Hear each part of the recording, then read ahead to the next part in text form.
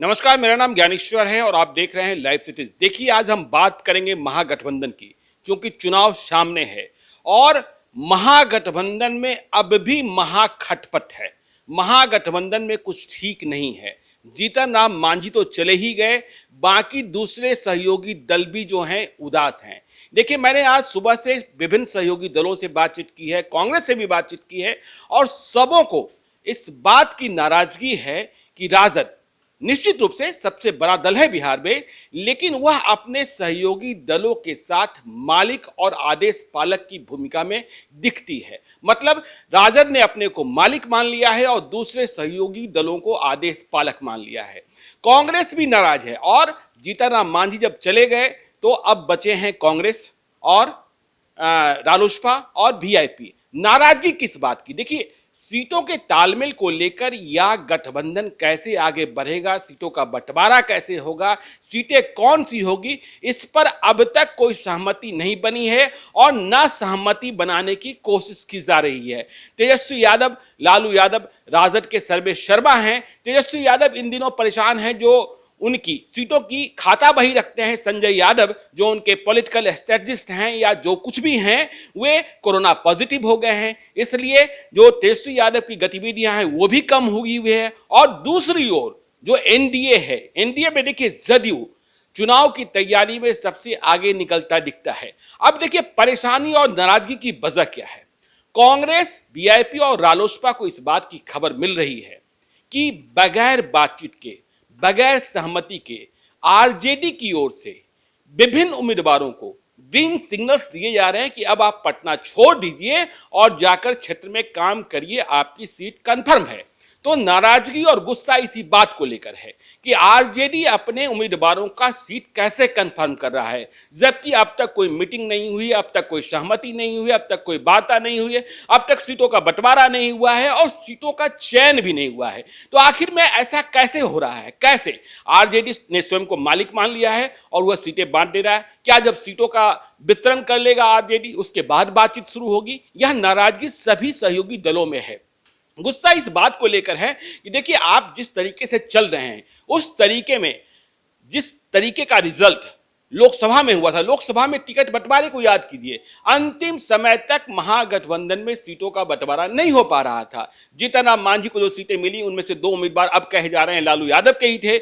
आप मुकेश सहनी को जो 3 सीटें मिली, आप याद कीजिए कि मधुबनी की सीट मिली थी पार्लियामेंट में और इनके पास लड़ने को कोई उम्मीदवार ही नहीं था। खुद मुकेश सहनी दरभंगा या मुजफ्फरपुर से चुनाव लड़ना चाहते थे, लेकिन उन्हें खगड़िया भेजा गया अंतिम समय में। आप उपेंद्र कुशवाहा की बात कर लीजिए, उपेंद्र कुशवाहा को पूर्वी चंपारण और पश्चिमी चंपारण दोनों सीटें मिली, लेकिन पश्चिमी चंपारण में उनके पास कोई मजबूत उम्मीदवार नहीं था। आखिरी वक्त में उन्होंने उम्मीदवार का चयन किया था और उम्मीदवार लड़ाया था, चुनाव हार गए थे। आरजेडी भी हारी, रालोसपा भी हारी, वीआईपी भी हारी, कांग्रेस को भी सिर्फ 1 सीट मिली। कांग्रेस को भी सीटों को लेकर अंत तक मसोस रहा कि आपने देखा औरंगाबाद का मामला कैसे फंसा था। औरंगाबाद में कांग्रेस के निखिल कुमार चुनाव लड़ना चाहते थे, लेकिन वह सीट जीतन राम मांझी को तालमेल पे दे दी गई थी। तो इस बात को लेकर नाराजगी है कि ये क्या हो रहा है महागठबंधन में, बातचीत क्यों नहीं शुरू हो रही है और बातचीत शुरू होने के पहले आखिरकार किस आधार पर आरजेडी के जो कैंडिडेट्स हैं संभावित, उन्हें ग्रीन सिग्नल्स दिए जा रहे हैं? क्या यह जानने की कोशिश की गई कि महागठबंधन के जो दूसरे सहयोगी दल हैं उनके पास उम्मीदवार कहां हैं, उन्होंने किन सीटों का चयन कर रखा है? और यह बात तब रगड़ा और शुरू हो जाएगा जब आपस में लोग बैठेंगे। आरजेडी कहेगी कि मैंने तो उम्मीदवार फाइनल कर दिया है और जो दूसरे सहयोगी दल हैं वो कहेंगे कि वहां मेरे मजबूत उम्मीदवार हैं। सहयोगी दलों को इस बात पर भी नाराजगी है कि देखिए, अच्छी बात है कि वामपंथी दलों को महागठबंधन में लाने की कोशिश की जा रही है, कुनबा को बढ़ाने की कोशिश हो रही है, लेकिन यह बातचीत सिर्फ और सिर्फ राजद कर रहा है।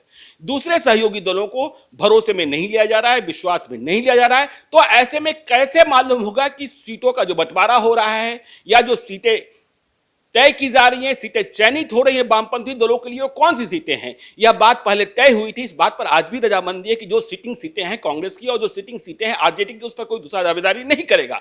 लेकिन जो सीटें सिटिंग नहीं है उन सीटों पर राजद अपनी ओर से फैसले ले, यह बात किसी को नागवार गुजर रहा है। देखिए, आपने कल ही सुना कि उपेंद्र कुशवाहा ने कह दिया कि हमारी इतनी सीटें, हम इतनी सीटों की मांग कर रहे हैं। मुकेश सहनी भी बहुत खुश नहीं है। हाँ, वे तेजस्वी यादव के साथ हैं, तेजस्वी यादव को मुख्यमंत्री बनाने की वकालत कर रहे हैं, लेकिन सीटों को लेकर रगड़ा फंसा है, झगड़ा फंसा है और बातचीत नहीं हो पा रही है, इसलिए बहुत उहापोह की स्थिति में है। और सबों को लग रहा है कि राजग जो है स्वयं मालिक बना बैठा है और दूसरे को आदेश पालक बनाने की कोशिश की जा रही है। आखिरी वक्त में कह दिया जाएगा कि आपको फला फला सीट लड़ना है और वहां उम्मीदवार नहीं होंगे, और उम्मीदवार नहीं होंगे तो फिर जैसे तैसे किसी उम्मीदवार की तलाश होगी और वहां टिकट देना होगा, तो फिर रिजल्ट क्या होगा आप समझ सकते हैं। तो ये महागठबंधन में महाखटपट चल रही है।